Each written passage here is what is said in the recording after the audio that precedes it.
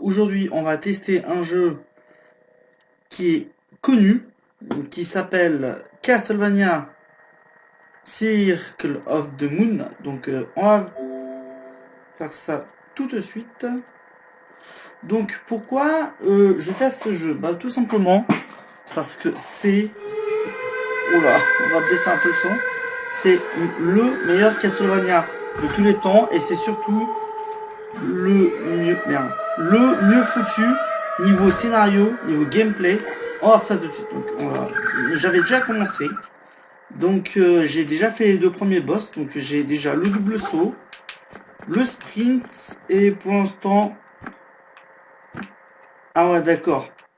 Et j'ai aussi ça, mais apparemment ça a été réglé dans la même touche que l'accélérateur, donc c'est pas grave, on va faire avec.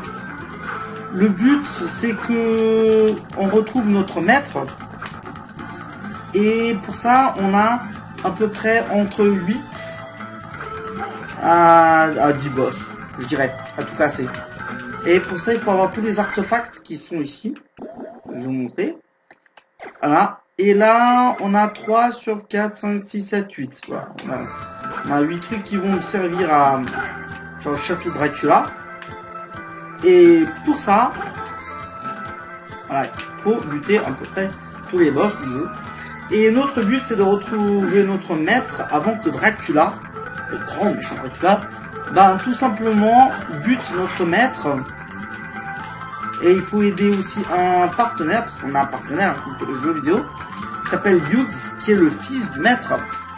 Et ce fils, justement, ben, il faut aussi l'aider, parce que sinon on ne peut pas sauver notre maître. Voilà. Donc on ne peut pas buter Dracula.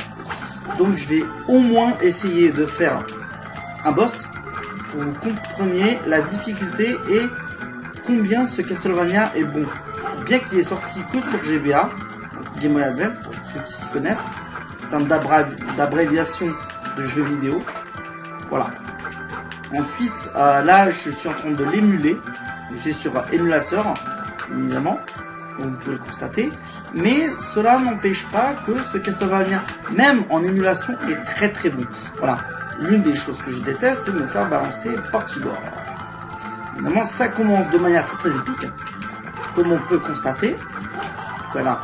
Oui, donc, je vais y venir. Donc, la particularité de ce jeu, c'est que on est un tueur de vampires. Voilà. Donc, on a les HP, les MP et les cœurs. Les cœurs, c'est ce qui permettent de lancer les objets secondaires. Donc, on a couteau, eau bénite, hache, donc pour lancer en hauteur. Hein, et ensuite, on a la croix qui est l'arme la plus puissante du jeu. Pour ceci, c'est un peu comme un RPG parce qu'on a quand même la défense, donc DEF, la strength qui est l'attaque, l'intelligence qui est pour la régénération du mana, la barre bleue que vous voyez, et ensuite la LCK qui est la chance. La chance de quoi? La chance pour obtenir des objets comme par exemple les DSS. Les DSS, ce sont des cartes que vous tenez en tuant un certain ennemi, comme par exemple ces fils-là que vous voyez, vous lâche une carte. Ces cartes vous permettent de faire ça. Voilà. D'obtenir par exemple un fouet ou de la défense ou autre chose. Tout simplement. Voilà. Et donc, pour finir le jeu à 100%, dis-je bien. Voilà, donc on va d'abord sauvegarder. Et donc, disais-je que ces cartes-là vous permettent d'obtenir d'autres choses. Mais si vous voulez finir le jeu à 100%, il faut évidemment que vous ayez toutes les cartes. Donc c'est impossible de savoir, à part si on connaît à 100% le jeu, que tel monstre lâche telle carte. Par exemple, savoir que ce monstre-là lâche une carte, impossible de savoir, à moins de savoir le jeu à 100% et savoir quel ennemi lâche quoi et où aller. Logique. Donc là, la tour, c'est un peu le style plateforme parce que c'est à cet endroit que vous allez en chier à cause de peut-être 2012. Donc ce qui est bien par rapport aux autres Castlevania, c'est que vous pouvez faire ça. Vous pouvez faire tourner votre fouet pour vous protéger. Voilà. plateforme de merde que je n'ai pas pu prendre, comme dans tous les jeux. Ah bah oui, hein. Faut toujours qu'il y ait une bonne plateforme de merde. Comme d'hab, hein. Je sens que j'ai ragé durant ce test. Voilà. Ça commence, le héros commence à faire des siennes, et ça c'est juste un truc que je ne comprends pas chez les héros de jeux vidéo. Pourquoi ils sont obligés de faire voilà, des trucs incompréhensibles. Là vous êtes obligé de pionner votre manette comme un couillon. Et donc de perdre de précieuses secondes. Alors, bon. Donc la méthode qui vient, c'est de faire tourner votre fouet en continu, simplement. Parce que bah, les méduses n'ont que 2 points de vie. Comme vous en avez plus que 2. Voilà.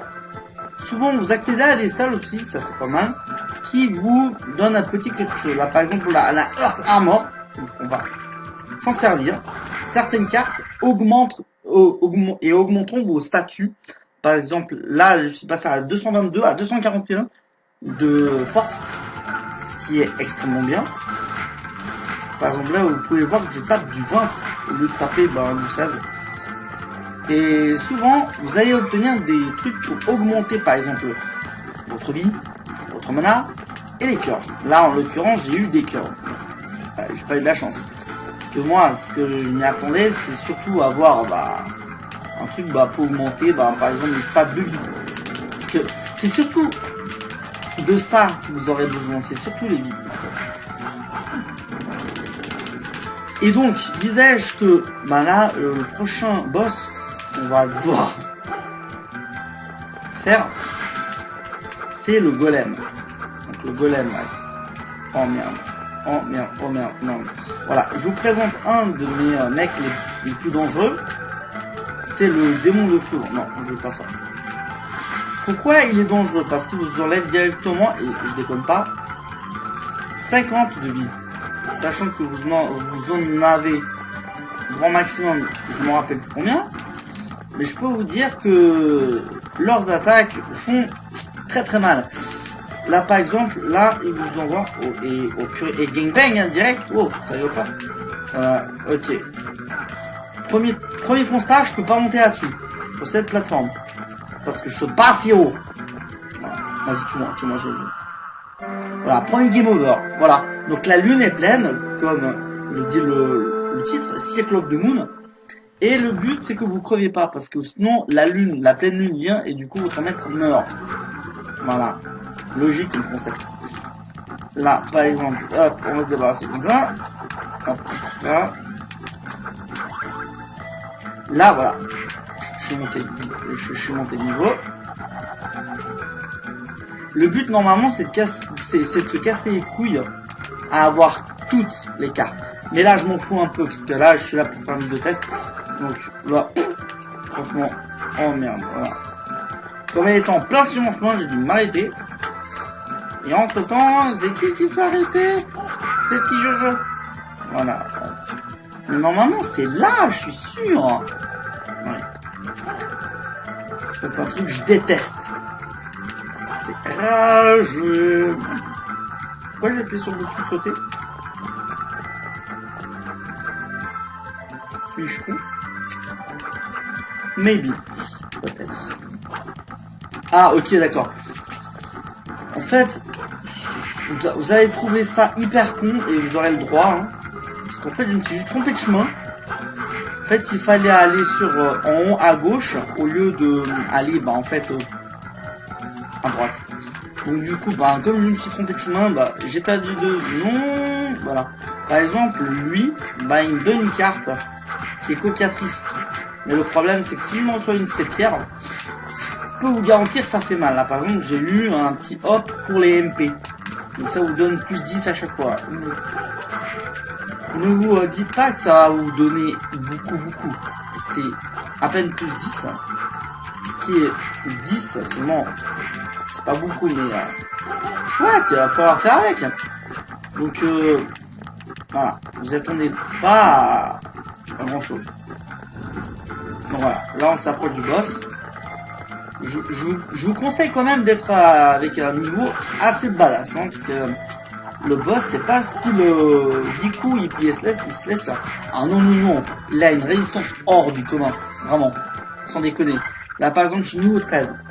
Normalement sur internet il est conseillé au moins, hein, quand on dit au moins c'est que je suis encore gentil, d'être niveau 15. Or moi comme je suis fou, ben j'y vais YOLO. Donc en bas, sachant qu'il y a une sauvegarde, hop, on accélère le jeu. Donc on y va, hein. On y va en mode hop. Là normalement il y a des objets, parce que moi vous savez comment je suis, hein, je suis fou. Quand je suis fou j'y vais YOLO.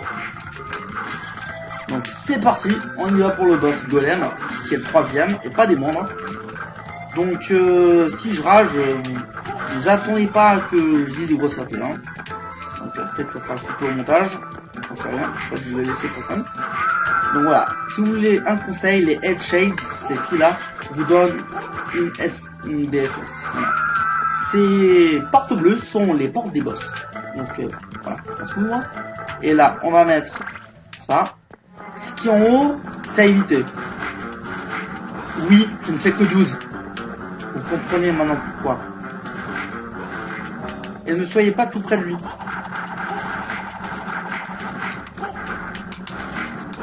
Il faut éviter aussi les roues qui sont hauts. Et l'infliger un maximum de dégâts, parce que je vous explique, voilà, il vous inflige un maximum de dégâts comme ça, et il se régénère.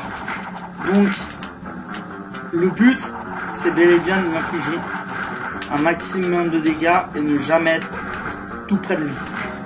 Sachant que ce qui tombe fait aussi très mal. Donc, quand on a la technique, c'est vite fait. Là, par exemple, voilà, il est mort. J'ai monté le premier boss. Le premier, troisième. Plutôt. Parce que le premier, c'est serveur, voilà. Là où vous voyez son équipier, donc il s'appelle Nathan Graves, le héros. Et Hugh Baldwin est le fils du maître que vous avez. Donc lui, c'est son fils. Voilà. Et il dit que je tuerai Dracula et que tu n'as pas à te mettre dans mon chemin. Sauf que le problème, c'est qu'il va se faire posséder par Carmilla, qui est l'assistante de Dracula. Simplement. Donc là, on a les kick boots. Donc on a maintenant, on peut rebondir entre les murs. Donc je fais ça comme ça. C'est super, parce que normalement ces touches-là sont censées faire les actions spéciales, mais là, or, je n'ai pas de chance, parce que tout simplement, je l'ai mis dans une autre touche, et puis comme, voilà, je ne vais pas changer les touches maintenant. Voilà, je dois me démerder avec. De toute façon, on s'en fout.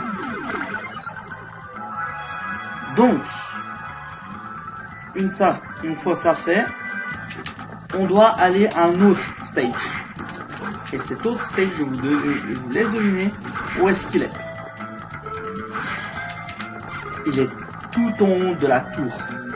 C'est maintenant qu'on peut sauter entre les parois, c'est-à-dire aller plus haut, un peu à la style... un peu comme Prince of Persia si on veut. Pour lui qui peut faire des acrobaties de taille. Maintenant, il faut qu'on aille à la Chapel Tower. Donc voilà, ceci est notre prochaine destination. Donc pour pas vous casser les pieds, regardez où est-ce que vous pouvez faire. Voilà, vous allez là. Là. Oh, ça va être chaud. Je sens. Voilà. J'ai trouvé le truc. Eux, ils sont pas des ennemis super difficiles à tuer, sachant qu'ils font du distance. Donc, voilà. Par contre, ceux dans lesquels vous aurez le plus de difficulté, c'est eux. Oui, les loups-garous. À moins d'avoir un super bon niveau, je ne vois que les esquiver, parce que, sachant qu'ils attaquent très vite et qu'on est assez lent, le mieux que j'ai à faire, c'est les éviter. Donc ça, c'est un moyen pour aller très vite de la Chapel Tower au hall principal. Enfin, c'est surtout dans le hall principal que vous devrez faire le chemin. Donc ça, c'est un bon raccourci qu'on ne connaît pas le jeu. Hein. Et c'est bien d'avoir des conseils comme ça, parce que ça aide vachement. Donc maintenant, vu comme vous allez vous attaquer à un boss qui est plutôt largement très difficile, là, je suis allé à la modulo, donc 13, 14, 15, donc j'ai gagné 2 niveaux du boss. Je ferais mieux d'être au moins niveau 25. Non, ceci n'est pas une blague. Donc, Chapel Tower.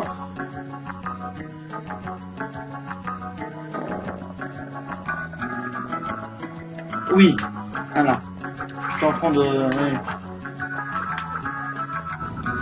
Non, c'est pour aller de nouveau à un tour. Non. Qu'est-ce que je fais? Donc là, c'est où on a commencé le jeu. Donc le trou, c'est parce que il est débarrassé de nous. Si on va là, it's locked, c'est fermé. Faut avoir la clé ultime. On vous laisse deviner qui vous donnera la clé ultime. Pas de recul à main. Ça c'est sûr. Donc, putain.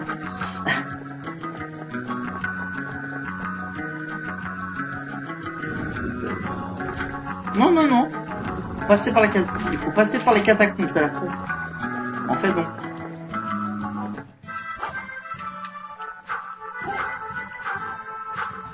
Je crois que j'ai loupé, ouais, j'ai loupé. Alors, il y avait un petit trou en fait, mais on peut qu'y accéder quand on a une autre aptitude. Ça s'appelle Rock Wing. Ce qui en traduction signifie pierre de vol. En fait, non. C'est juste des bottes qui nous permettent en fait d'aller de haut en bas très vite. Donc sauter hyper haut. Il me semble-t-il, oui, il faut aller haut. Là, voilà. Donc il faut remonter. Donc ça c'est sûr. Heureusement, je ne vais pas exploser mon clavier parce qu'en ce moment je serai en train de le violer là. Heureusement, j'ai pris ma bonne manette de Xbox 360. Ok, 360. Mais dès où il y a on s'en fout. Donc, oui, pour aller dans d'autres endroits, il y a des moments où il faudra revenir sur vos pas. Parce qu'il y a des endroits qui sont des endroits clés du jeu. Donc pour accéder d'autres endroits. Mais le problème, c'est que non, vous ne pouvez pas accéder à ces endroits clés à moins de posséder justement les trucs que les boss vous donnent. Oh putain, ça va chier. Ah, j'ai aussi. C'est une petite tapoche. Rien du tout. Voilà.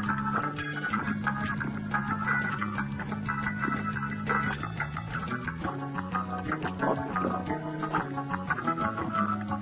non, vous êtes sérieux? Voilà. Enfin, oui, ça va faire chier, mais j'ai accéléré juste ça. Eternal Corridor, voilà. Bon, là, c'est une des étapes pour aller à l'endroit suivant. Donc moi, étrangement, je vous conseillerais de XP ici. Mais moi, je vais pas le faire parce que... comment dire, c'est suicidaire. Voilà. Donc, ce qu'on va faire, c'est que je vais faire ça et puis peut-être que je referai une autre vidéo. Je vais peut-être faire par étapes. Donc, je ne continuerai pas ce jeu. Non, pas ce jeu. Donc, là, là, on a retrouvé les ours.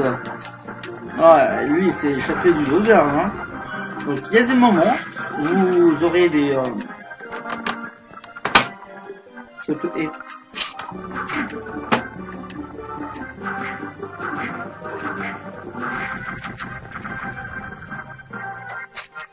Que cela me tienne. Vous aurez donc des objets dont vous pourrez vous équiper. Parce que oui, je ne vous ai pas dit, mais vous avez bien des items. Et ces items ont une influence aussi sur, par exemple, si je mets Strength Ring, ça me baisse ma défense, mon intelligence, mais ça augmente grandement mon attaque. Je passe quand même du 200 à 300. Donc, je peux faire un bobo là. Sauf que le problème, c'est que ma défense baisse, donc je prends cher. Donc là, je l'ai fait comme un con pour vous montrer, mais je risque sûrement de le garder. trouveront sûrement autre chose pour remplacer. Donc, comme ça se base aussi sur l'équipement, donc je vous conseille très vivement de buter au moins une vingtaine, voire une trentaine de fois le même ennemi.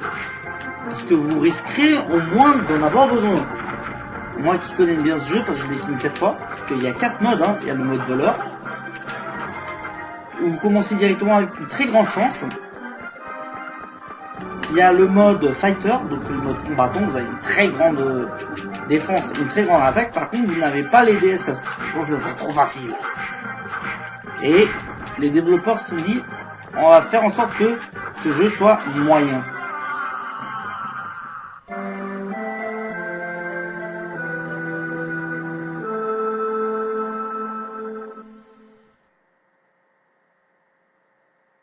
Je suis choqué. Je suis mort. Comment on m'a tué? Oh non, pitié! Oh non, je dois me retaper le boss.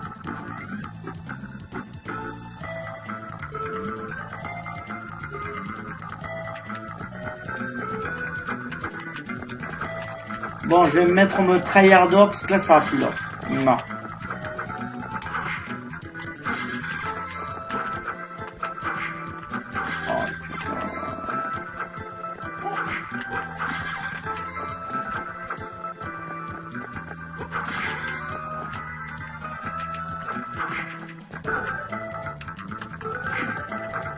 Mon cerveau vient actuellement de décéder.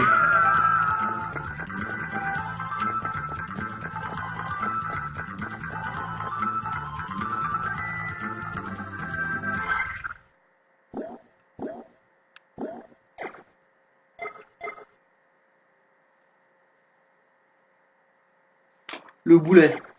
Le boulet. Le boulet. J'avais juste sauvegardé. Mais le boss en soi, je l'ai déjà tué, mais quel coup. Bon, vous savez quoi? Je vais rester là, je pense. Hein. Flashon, je vais faire une autre boulette. Et puis pour une boulette, là, je viens déjà d'en faire une, ce qui est déjà un exploit en soi. Je pense que... Ah, pas mal. Je vais obtenir quelque chose que je n'avais pas. Hein. Bon, je pense que je vais en rester là. On fera le cheminement ensemble, les gens. Cela dit, partagez, likez ces vidéos, abonnez-vous.